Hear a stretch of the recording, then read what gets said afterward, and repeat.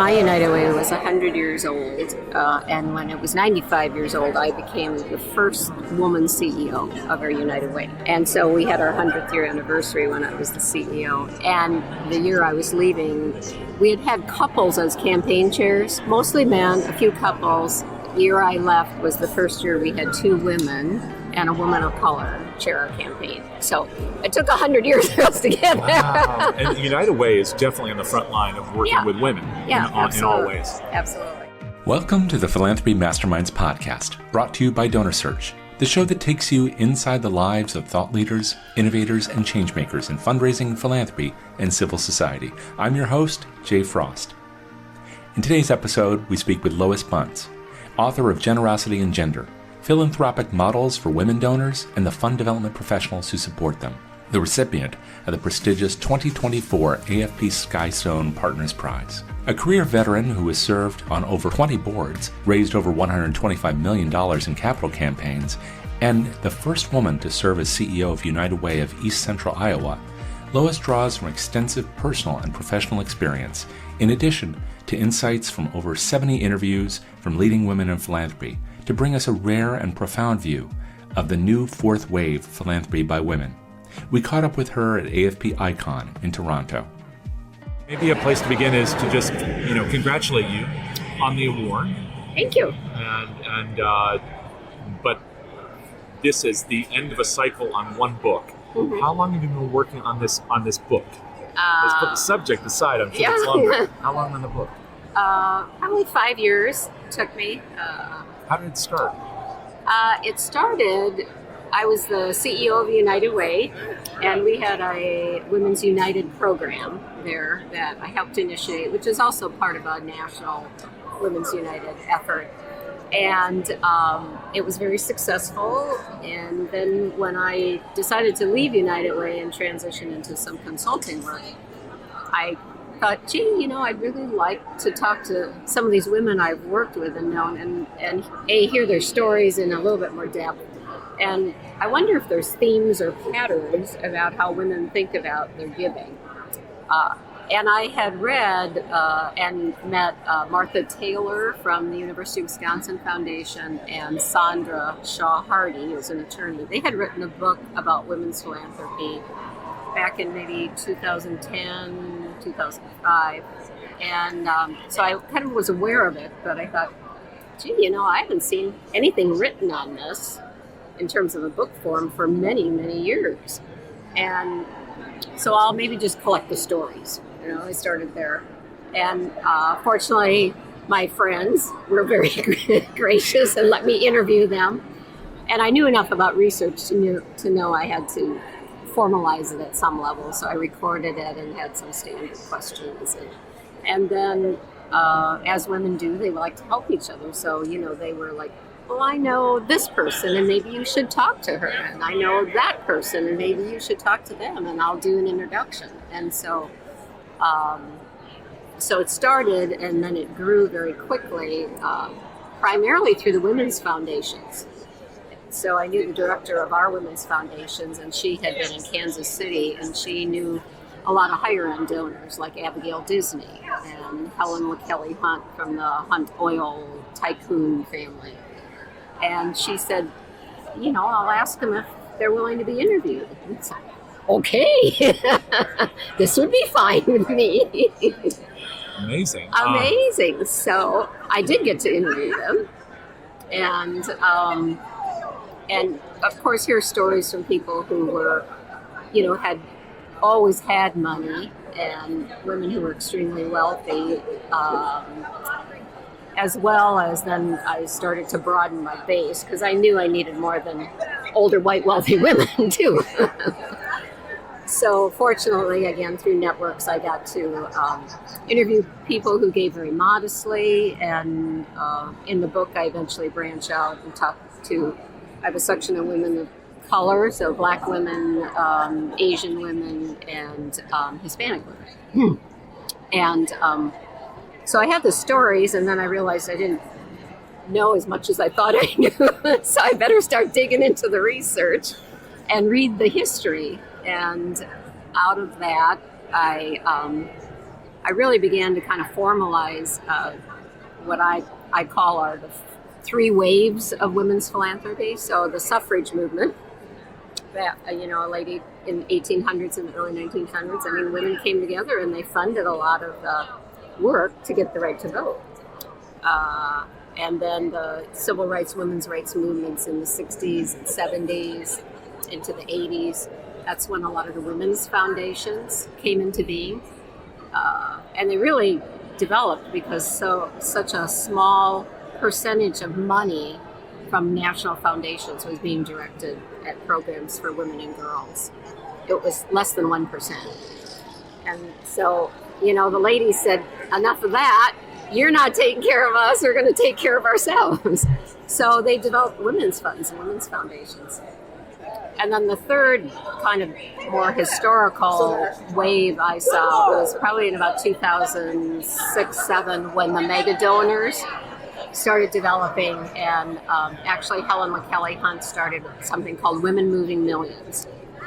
And so, as you know, it's women who have to give $1 million in their lifetime, and their goal was to raise $150 million in their first campaign, and they raised 180 and gave to 41 different women's funds, and I think that really propelled the philanthropy world to realize women could be mega donors and had much more capacity than we gave them credit for. So I kind of saw those as three historical waves. And one of my premise and what I talk about in the book is I think we're on the fourth wave. I think we're moving into what I think is a fourth wave of women's philanthropy for a variety of reasons, which we can get into more. I have so many questions about all of that, but I have to ask you about that fourth wave. Yeah. So I know one of the things that people have talked about in the past, really informed by kind of a bias that people have, is that the source of the wealth. Yes. And you alluded to that in talking about kind of the first generations. Yeah, right. In there, and many women had limited opportunities to earn their own wealth. Right. That was not universally true. There were women who did have sizable fortunes that they earned, but by and large, it was difficult for women to amass wealth in America earlier on. That's not as true today. There are women of enormous financial capacity who have built those fortunes completely independent of any men in their lives. Is that a factor in this fourth wave, or is it something entirely different, or are the two related somehow? It is a factor, absolutely, because, and I do talk about source of wealth a bit in the book. So, women either inherit their wealth or many times they marry into it and can contribute also, and they're also earners of wealth.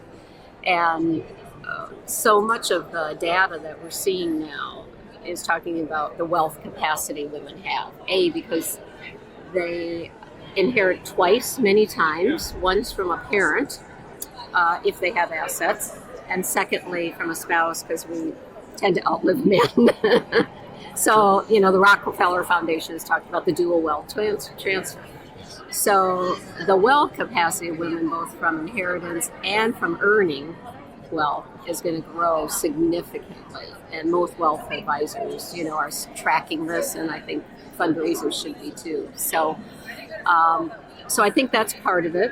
I think another part is that we still have a lot of discrepancy between the needs that women have and the issues that impact our lives and the funding that goes to them. So the 1%, where are we now? We're at about 2%. We haven't made much progress. Well, so two ways of looking at it. It's doubled, or it's still tiny. Pathetically. Yeah, because you're talking about 51% of the population on any given day of the week. Right. But also the needs are not scaled to the percentage. Exactly. The needs of women are. Right. Are they arguably greater than even the percentages themselves suggest? Oh, I think so. I think, and particularly when we look not only on a domestic level, but on a global level. The UN Sustainable Goals all talk about gender equity. And so we know all the things, whether it's climate or economics, these all impact women substantially across the world as well as in the U.S. So I think because of those social conditions and the fact that we are still, in a sense, fighting to get more recognition and more of the philanthropic dollars directed toward this, that it's going to prompt women to get more engaged than they have been. And I think things like giving circles, which are just exploding, is a good example. So I think we've got wealth capacity, and we've got need.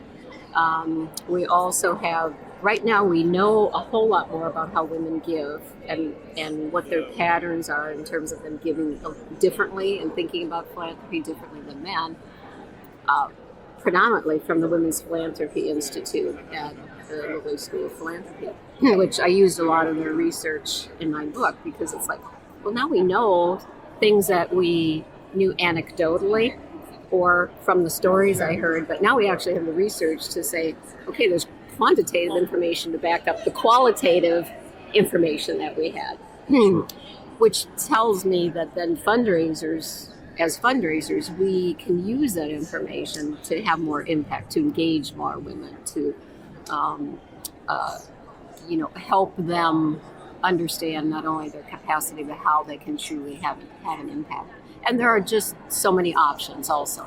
I mean, women can give through giving circles, they can give legacy gifts, they can, do capital campaigns, they can invest in impact investing or gender lens investing, or a variety of these new things that are out there to, really engage a very broad spectrum of women. So that's why I believe something's going to happen. As you talk about this, one thing that hits me is that just because the opportunities are there to give, and just because the capacity is there, and perhaps the interest as well, that they still have to be paired. That organizations still need to ask, right? I mean, absolutely. It's not as if women don't need to be invited to give. They don't. They're human beings first. So, we know that if you ask, you get more. Or at least that's been my experience. But perhaps that's not true. Talk about maybe both from the perspective of your research, but also your work with United Way. Do we have to think differently about the interactions between our nonprofit sector and women as donors? How we engage with them, how we invite them to participate in a way that makes sense for them? Yes, absolutely. I mean, I think you're right, and as fundraisers, we all know that you have to ask, you have to engage people and get them interested and listen to their story, and I think that's one thing I found even when I was doing my interviews is women just wanted to share their story. They wanted to talk, and if you spend enough time with people, as you know, with any donor, you eventually start hearing what they're passionate about, their values, their interests, and that's really important, obviously, when we work with women. I think the other thing with women is it's a very relationship-oriented endeavor, but it's also very social. And women are more social, and so they like to do things together. And so what we find is that we, like with our Women's United program, it was, yes, we're asking you to give, but we're also having this social event, and you're going to network, and you're going to meet more people, and you're going to learn about philanthropy, but it's going to be fun too. And there's this social engagement. And if you think about things like the breast cancer pink ribbon campaign, I mean, that's a very social event as well as something that's very targeted towards women, women's needs, women's health, and it's hugely successful. So I think we need to think about, we have to ask women, and and many times I think we make assumptions that if they're not CEO of the Chamber of Commerce or the executive at a company, do we really want them on our board? And the reality is they can bring a lot of resources to the table. This is interesting also because for those who listen to this and are newer to the field, if this were 40 years ago or 50 years ago, we'd be talking about women's committees. Yes. And there's nothing wrong with a women's committee, but it often was they were the spouses of people, at least in the DC area. Yeah. What you've just described is a different way of kind of putting people in a box, and that is, okay, they have to serve as the president of the board of the bank in order to, but women have this wide variety of experience and capacity and interest to draw from, and it sounds like our organizations need to find ways to engage with people where they are. And that may not just be either being the spouse of somebody like in those old days, or they have to have this title that somehow confers respectability or influence. Well, and even at United Way, my United Way was 100 years old, and when it was 95 years old, I became the first woman CEO of our United Way.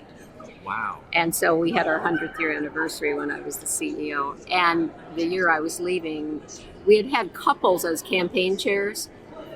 Mostly men, a few couples. Year I left was the first year we had 2 women and a woman of color chair our campaign. So it took 100 years for us to get there. Wow. And United Way is definitely on the front line of working with women in all ways. Absolutely. The other thing, it's a story I think that illustrates how we do put people in boxes, is I interviewed this woman, and her husband was a very significant executive in a large company in the community, and they gave very philanthropically, and they got a divorce, and I got to know the woman, and she said, the nonprofits really didn't realize I was the one most of the time behind the decisions, kind of pushing the philanthropy. So we get a divorce, and she said not one of the nonprofits that we had given to in the past came to me after the divorce and asked me to stay engaged, because they all assumed I didn't have any money anymore. They just ignored her. And they ignored her. And she was pretty ticked off about it. Of course. Right. And she said, I took my share of the treasure. Well, I know that we're all in the business of funding missions here, but just the idea that even if she didn't have 10 cents after a bad divorce, she's still a person who is putting her energy and time in. Right. And there must be a lesson in that for us. Yeah, and so eventually a women's foundation actually reached out to her and asked her to be involved as a volunteer on a committee, which she graciously did, and they ended up getting a legacy gift from her in the end. So, Wow. Okay, so you can make lemonade out of... Yeah, exactly. Oh. It's you did talk about how first 100 years there you were. Yeah. Then you had a first woman of color. Yes. Involved. Yeah. And that bridges this subject, which I know you focus on as well, and you talked about it in terms of the chapters, the sections of your book about women donors of different generations, and also of different ethnicities. Right. I know you can't reduce the whole book to a few sentences, but can you give us kind of a window on some of what you've discovered as you talk to women of these different generations, and especially women of these different communities that maybe haven't been canvassed in the way you've done with this book? Right. Well, from a generational standpoint, I'll just mention that one of the things, as we talked about source of wealth before, that I think needs to be explored, which I didn't have time to do, but I told the Women's Philanthropy Institute they should, is I think we should do some research on source of wealth and how that impacts women and how they give and what they give to, and does that influence them in any way. But, obviously, I think as we're moving into younger generations, we will probably see, certainly, women who will inherit from baby boomers, but we're going to have more wage earners. And when women earn more of their money, they feel more empowered to be decision makers. It's my money, I'll decide. And we also know, from younger donors that technology is going to play a major role, and women give more online than men do. Interestingly, at least in some of the studies the Women's Philanthropy Institute did, they give more to disasters than men do when there's, the text give sort of thing. So if we're going to engage these younger donors, and that's the way they work, and they listen to their friends, obviously we need to engage these younger women, and the most important thing is to stay with them then, because, they move around a lot. But we really have to work hard, I think, to keep them engaged at different stages of their life, because eventually they're going to even have more assets to give. And even if they don't have a lot at 25, we know at 50 they probably will. I think in terms of the diversity, we still have a lot to learn, I think, about how different cultural and ethnic groups think about philanthropy, and they do think about it differently. And I'd really like to see more studies about that. I think the one study from the Women's Philanthropy Institute where they did look at donors of color is that the themes about how women give held true even across racial ethnic lines, which was kind of interesting to me. But you do, I think I interviewed a woman by the name of Melanie Brown. She was with the Gates Foundation, a Black woman, and she said, sometimes we don't identify with those leadership groups because we don't always see other people like us there, and so like when you have the leadership societies and it's like, well, are some of my people there? I don't know if they are. Maybe it's not important to me to join that kind of group. Maybe it's more kinship giving, more community-oriented giving, less formal organizations, obviously. The other thing we found is identity-specific giving circles. Like there's an Asian Women's Giving Circle in New York, very, very popular. What they do, they give to Asian women's causes, of course. Same with the Hispanics in philanthropy. I interviewed some of the women there, and they talked about them funding themselves in a sense, funding their startup businesses, their networks, their families. So I think it's more of it's more informal and community based sometimes, and I think we just have to learn. We have to listen and learn a whole lot more than probably what we're doing.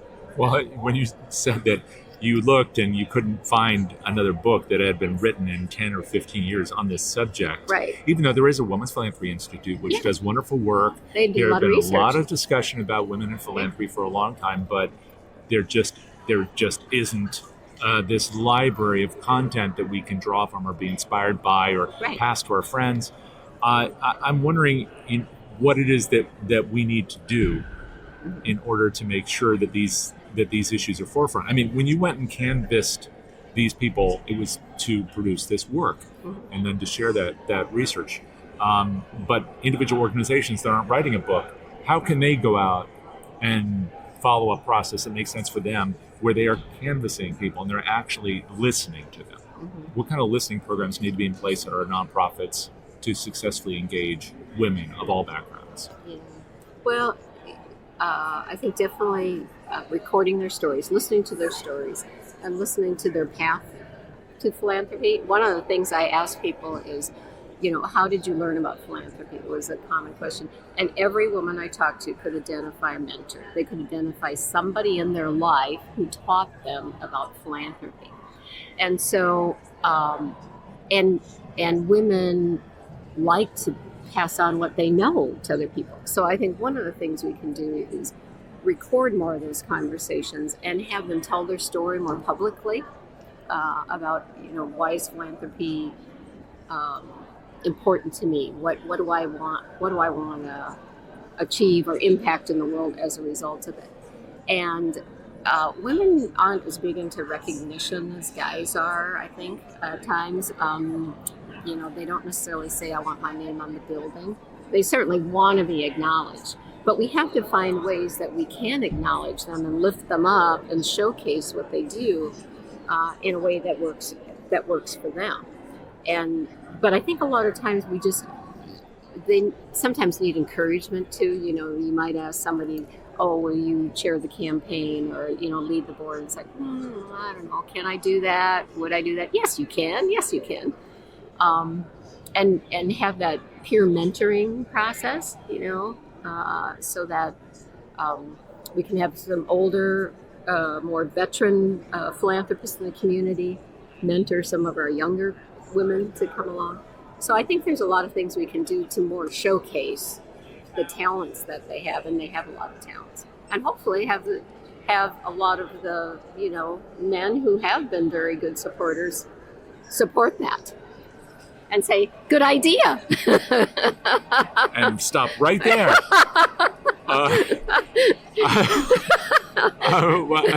You said something, I can't quote it now, but about having this kind of influence in our lives. I think all of us can relate to that. Yeah. But it sounds like it may be particularly important for women who may not have always had that model, but there's some voice who introduces them to philanthropy. So yeah. Who is that person for you? It was interesting. My parents were very modest, grew up on a farm in Wisconsin, So they were not people actually that were very involved in the community because they were, dairy farmers. You got to be there taking care of the chores and things like that. But they gave to their church. My mom supported activities or the 4-H club, things like that. So they did more community-based things. And my dad was he was on committees at church or stuff like that. But their philanthropy was very, very modest. But it was always, okay, if somebody needs something, we'll find a little extra, to give to them. So, yeah. Well, that must have made an impression on you. Yeah. It did. Thank you for sharing that. Yeah. And then, I met some really wonderful women through United Way who were very, very philanthropic. And what was interesting is the women who came from the most humble backgrounds felt the most responsibility to give more. So they felt very, very responsible to give back. Where I think some of the women who had wealth their whole life were at times more confused about what to do with it. It's like, I have this, but I don't know how to make good use of it. So it's a funny thing about what affects us in ways that then stick with us and make us want to do something for others. But it's also funny to me how organizations sometimes struggle to invite people to do the things that they want to do. And so by working on this and by inviting these women to tell their stories, what was that experience like for you? It was fun. Have they been able to tell these stories before? I should ask you that too. I think certainly some of the women who are more well-known, get asked and interviewed a lot. I think there were women who, weren't as well-known who were just happy to share a story. And an example was the Minnesota Women's Foundation. Their director, who's now retired, was talking about, every month I'd get this $5 check, from a woman.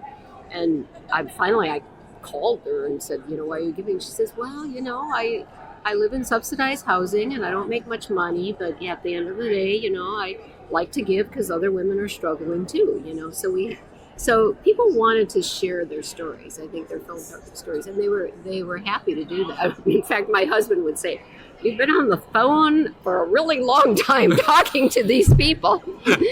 And I said, "Well, they want to tell their stories. Let them tell their stories." Right. So, and I think I wasn't asking them for money either. I wasn't asking them for anything, but just share what inspires you and what you want to give. And I think women were feeling very much like, this is an important topic, and I want to talk about it so other people can be more engaged. And we need to talk about it more. And I was actually surprised when I talked to the foundation board. They were very excited and energized about the information, which I was delighted to hear that they went, wow, this was really good. I really enjoyed hearing this. So it was good. Well, there are so many mysteries about something that can be uncovered by simply listening. Right. And, but deciding to undertake a project of the scale to do it is definitely a remarkable thing. It was, it was just going to be stories at first, and then I knew I had to add the research. And then my editor, who actually was living in the Netherlands at the time, she was from Iowa. She was living in the Netherlands, and she said, but you need a framework to put this in. And so in the book, there's what I call the 6 A's, which is kind of a continuum of engagement, and we can use it in women's philanthropy in terms of how to engage them, and that kind of became the structure then to how to put the book together. But it got a lot bigger and a lot more complex than I ever anticipated it was going to be, and then COVID hit, and I had changed publishers. Because I got a contract right away from Case, actually. And then during COVID, they kind of put their... it was challenging for them, too. Yeah, I'm sure. But you found, obviously, a publisher. Yeah, Palgrave picked it up then. With heart and some insight. What was the biggest surprise for you in this? What was the biggest surprise? That more fundraisers don't acknowledge women as much as they should and engage them as assertively as we should, and that there's a whole lot more we can do. And some universities, medical centers, a lot of nonprofits have really done that well. But there's so many nonprofits, and I know the smaller ones struggle, and it's hard to, really cue in on, wow, you're missing the boat here. I mean, there's some huge potential. And the thing is, they don't know even. And then we do things like, send the thank you note just to the husband and not have the wife's name on it, and those sorts of things, which do happen, as we know. So what's next for you in this project? Because this isn't something, this is the arc of your career too. This isn't just a book. Yeah. So where do you imagine this goes? Well, I'm not sure. I know everybody says, are you going to do a second book? I'm like, I don't think I have it in me. I'm not sure. I'd certainly like to do more work related to this in terms of my consulting work, which I just finished a project with Women Strong International, which was an international women's organization. It was really fun because I got to use a lot of my stuff that I had written about and applied it. So I'd like to do more of that. Probably do a little bit more in the international space, I think. And I don't know where that'll lead me exactly. I don't know that there's another book there, but never say never, I guess. Right. Well, I mean, just opening up the doors to conversations between women who are potential donors, right? To show them an avenue to give to a cause that's meaningful to them, whether it's in their country or another country, is pretty profound. Yeah. So it's been fun, and people seem to be interested in it, and I think I would like to see more people writing about it and talking about it. I mean, we see articles all the time about women's wealth, but I think there's more work to be done. So 1% is not enough, and one book is not enough. Right, exactly. Yeah, we have a little ways to go, don't you think? That's it for today's episode of the Philanthropy Masterminds podcast. You can get Generosity and Gender on Amazon or wherever books are sold, and you can learn more about the AFP Skystone Partners Prize for Research, as well as the former recipients and their works, at skystonepartners.com. Our thanks to our sponsor, DonorSearch, the world leader in fundraising intelligence, and our producer, Jack Frost. If you like what you heard, please subscribe on Apple Podcasts, the DonorSearch YouTube channel, or wherever you like to listen. And consider giving us a like and a positive review so others can find us too. Check out our live webinars and webcasts on Tuesdays and Thursdays, and come back next week for another interview with a leader in the world of social good. Until then, this is Jay Frost. Thanks for joining me.